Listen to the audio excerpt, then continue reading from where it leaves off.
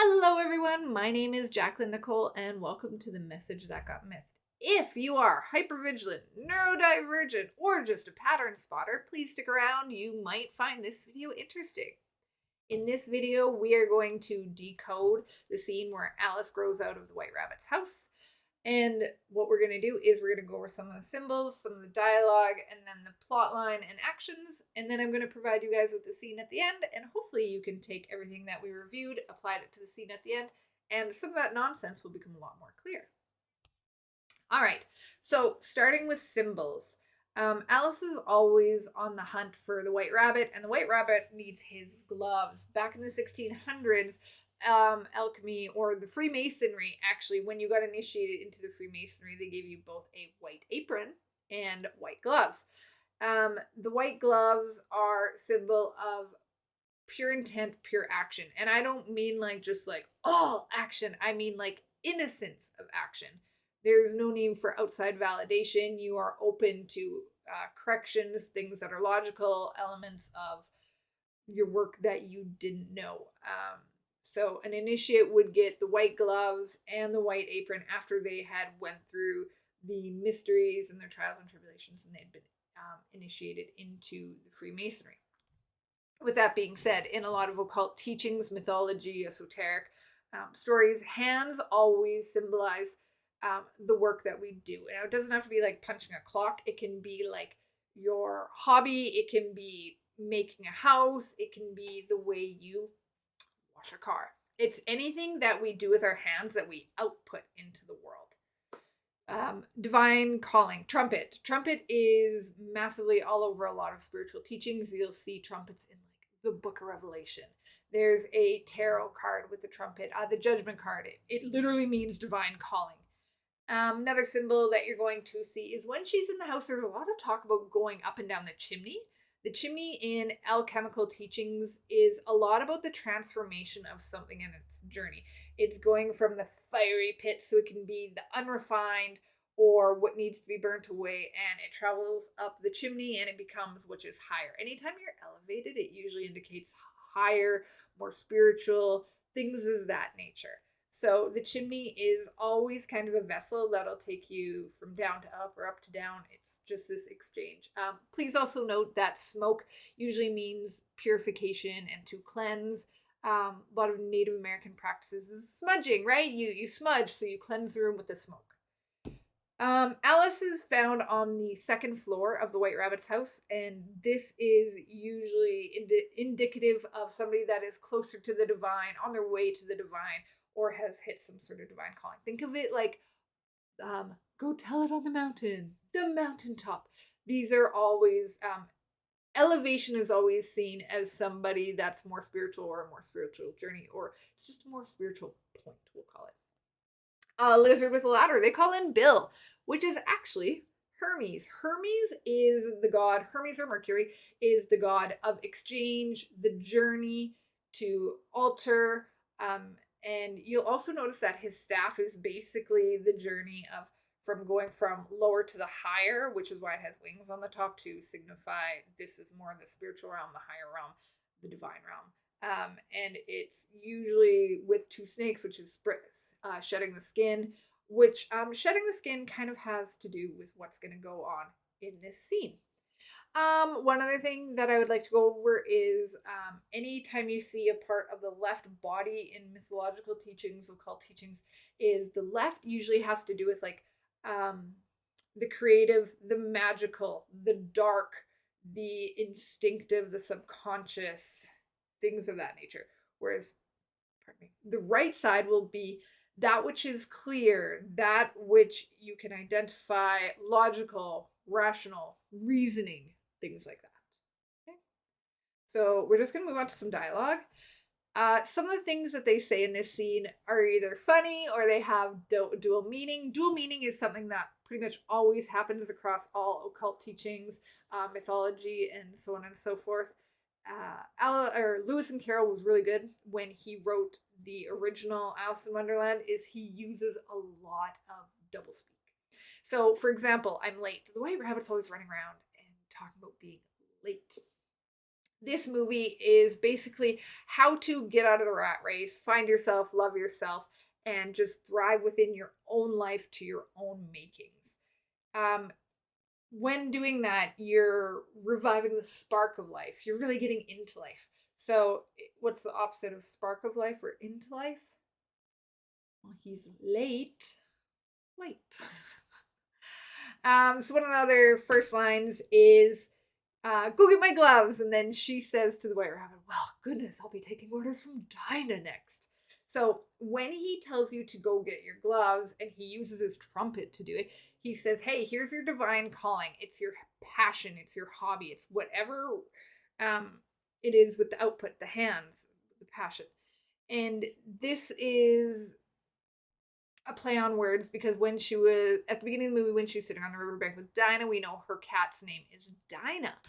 Cats are once again associated with the ability to see in the dark. And like we just talked about, the left side of things has a lot to do with the dark, the mysterious, the magical, the creative. And so when you are going and getting your gloves and when you're working with that pure, passionate hobby, you actually learn how to get through these trials and tribulations to perfect your hobby, to grow within your hobby. I'm just using the word hobby as the thing that we output with our hands. Blah. So I just find it funny that he's like, hey, go get something to do with your hands. And she's like, oh, well, great. Now I'm going to learn to see in the dark, which is exactly what it is. All right. So when she gets to the second floor, she goes, hey, if I were a rabbit, where would I keep my gloves? So good fortune with the things that I put out. So she is basically looking for good fortune and something that she's passionate about, a hobby. And this is where she's actually going to find herself. Now, one of the things that they also talk about is burning the house down. Dodo is like hellbent on burning the house down.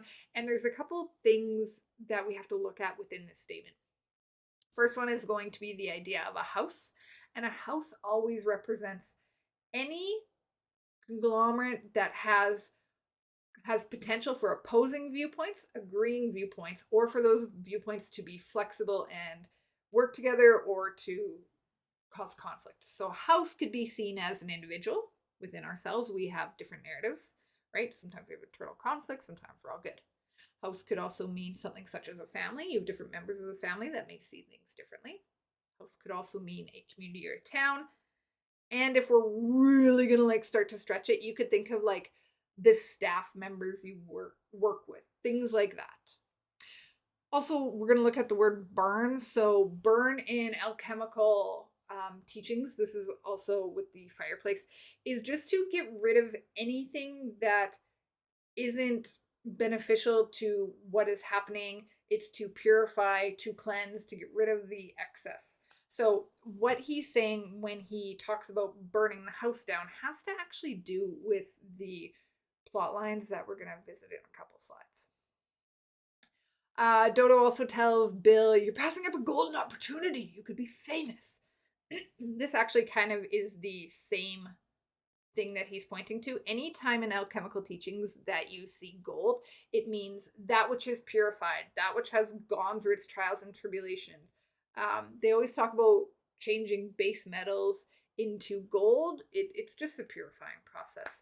And to be famous, it's a play on word for star. And gold actually relates to star a lot. Think of like the sun. The sun is 100% tied in with gold, and the sun is a star. So what they're just telling you is like, this is your opportunity to really hit not the divine, but like you would be high on life type style. You know, you're just going to be really happy. You're going to go through this process and it's going to be good. They use the word monster a lot. So before this scene, Alice falls down the rabbit hole, but she also goes through Dodo's caucus race and then Tweedledee Tweedledum / Walrus and the Carpenter. And this is just kind of reflective of the typical structures that you will see in society. And once you have really looked at those structures, and if they're not something that you want to be part of, you may feel like a monster. You may feel like things have to change. You know, I gotta change this. I gotta adjust my way in life. And that's really what Alice is learning to do. One of the other dialogues that you'll hear in this scene is actually a nod to the next scene. And she says, I need to eat something from the garden. The next scene is the flower garden with Rose and Iris and everybody that calls her weed and such. And to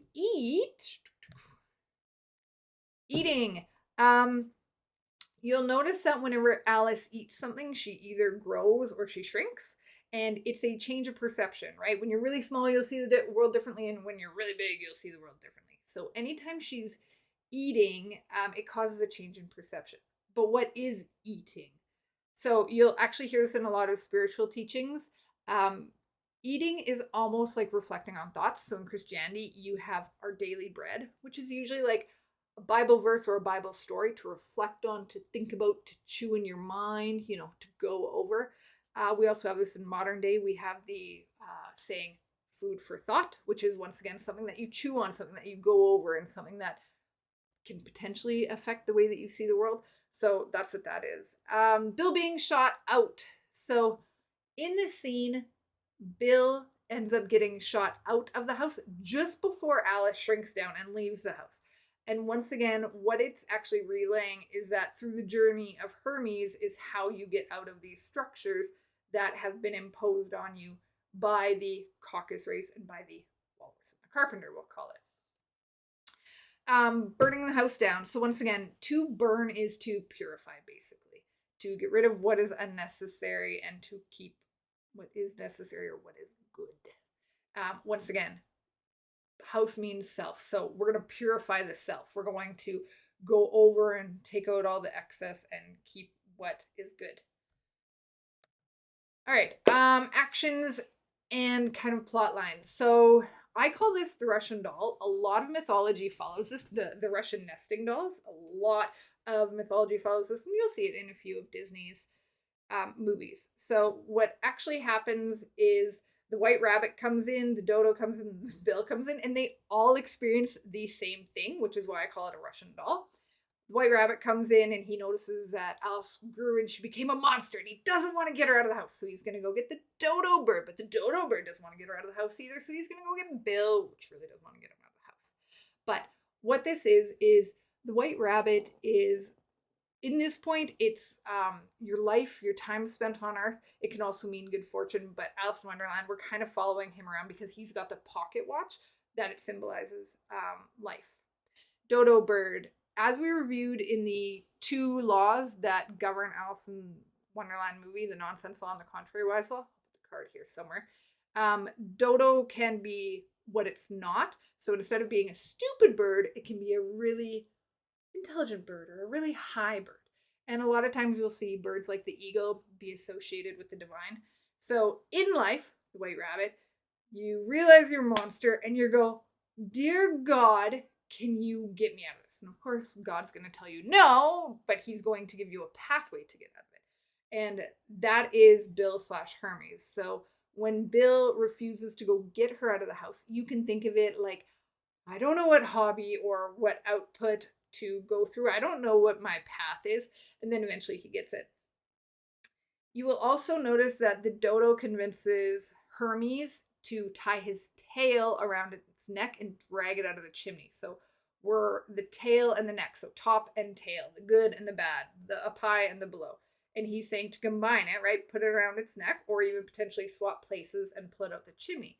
So this does mean to find the good in the bad or the bad in the good and to adjust your perception or to play with those things until you burn down the house and you know what is good, what can go up the chimney, what you want to keep, that which will never go away. You know those hobbies that you just always have and you can't get rid of? Think of it like that. All right, so once Bill's out of the house, they actually, Dodo sings the little song like burning down the house. And each piece of furniture that they grab is actually really symbolic of the characters involved in this scene. So the white rabbit is always seen with a pocket watch, and he's the first character in this scene. And the first furniture that they pick up is your clock. So once again, it's the clock in the life. The dodo is next in the scene. And of course, the next thing they go get after the grandfather clock is the birdhouse, which is kind of like your spiritual narratives. Remember how house could be like narratives entwined? So think of it like that. And then at the end, they tell him to go get the gate, which is always known as like a frame. If you're looking at doors like this, Janus in Roman mythology is really good at this. It's your viewpoint, your mental frame, the way you view things. Door frame, your frame of mind, things like that. So what they're actually doing is by burning it down, they're just going over it and they're revamping everything. They're putting it all in a big pile and they're revamping it. And after that, well, after Bill goes out the chimney, Alice shrinks down, and then they're on to the next scene. So I'm hoping this makes the scene a little bit more clear for you guys. Please leave a comment, a like, or subscribe if you found this helpful, because we're going to be doing this through all the scenes in Alice in Wonderland. Without further ado, the rabbit! Marianne! No, you can't wait. I'm awfully late.